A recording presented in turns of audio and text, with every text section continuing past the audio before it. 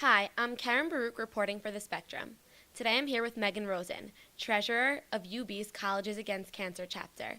We're here to discuss Relay for Life, the chapter's main event of this year. So Megan, what inspires you to be a part of Relay for Life? The biggest reason I joined UB's College Against Cancer and wanted to be involved in Relay for Life was because of my grandfather, Seymour.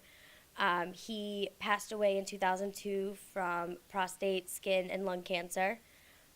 The reason why I chose Relay as opposed to possibly, other events was because sometimes they don't have events directed to the certain types of cancer, so there may not be an event just that raises money for skin cancer. Relay for Life gives me the opportunity to raise money and raise awareness for all types of cancers. So since my grandfather passed away from 3 different types, it's been a way for me to remember and honor him for not just one of them, but for all 3 of the cancers that he passed away from. Can you tell me a little bit more about your relationship with your grandfather? So my grandfather and I have a very special bond. One of the biggest things that our relationship was based around was animals. My grandfather and I spent countless hours at the pond feeding the ducks. His trunk would be full of all types of different breads, variety of breads, loaves of bread that we would just, bring to the pond with us and just feed every single duck. We were the duck's favorite people that day.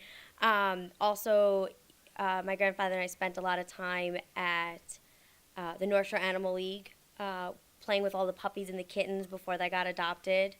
I remember coming home one day and telling my mom, we got to adopt another dog. And she was all mad at my grandfather for filling my head with all these fantasies about, getting another dog or another cat. And so she wasn't very too thrilled about it. But my grandfather and I loved to spend time there. And I think he's part of the reason, or one of the biggest reasons, that I wanted to become a veterinarian in the future.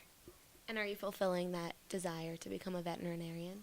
Yes, I am. I just got accepted to Ross University, located in St. Kitts, and will be attending my first semester of vet school in September. At first, Megan's father wasn't so happy about her involvement with Relay for Life. He wasn't sure if she could handle the pressures of keeping her grades up while being so involved. After a while, though, he realized that she had become an expert in time management. He said she's able to keep up her grades, all while fundraising thousands of dollars for the event. He couldn't be more proud of her. Megan spends time studying in Starbucks and handing out flyers in the student union in order to make sure her passion is fulfilled. Can you tell me a little bit more about how you felt when you found out that your grandfather had lost his battle? I was about 10 years old at the time when my grandfather passed away, so I don't think I fully understood the extent of it, but my mother explained it to me as your grandfather or grandpa is no longer here with us anymore. So, she brought my sisters and I into her room to kind of break the news to us, because I'm pretty sure we were still in school that day.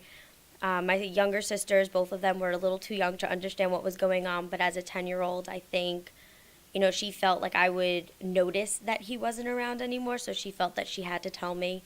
And when she did break the news that he was no longer here with us, I remember asking her, is it okay to cry? I was kind of like, do I need to be strong? Am I allowed to cry? Kind of thing. So I was a bit confused.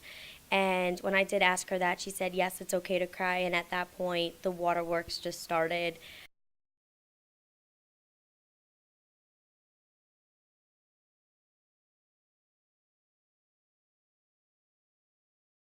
Every Relay for Life that you go to, whether it's a community event or a collegiate event, always has 3 different ceremonies. With that, it would be the opening ceremony / survivor lap, the luminaria ceremony, and the fight back closing ceremony.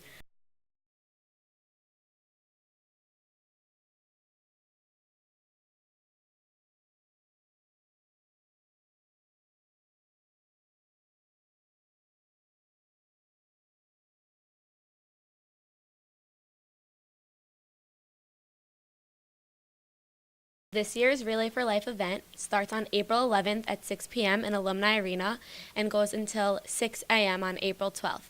Megan hopes to see everybody there to help support and fight against cancer.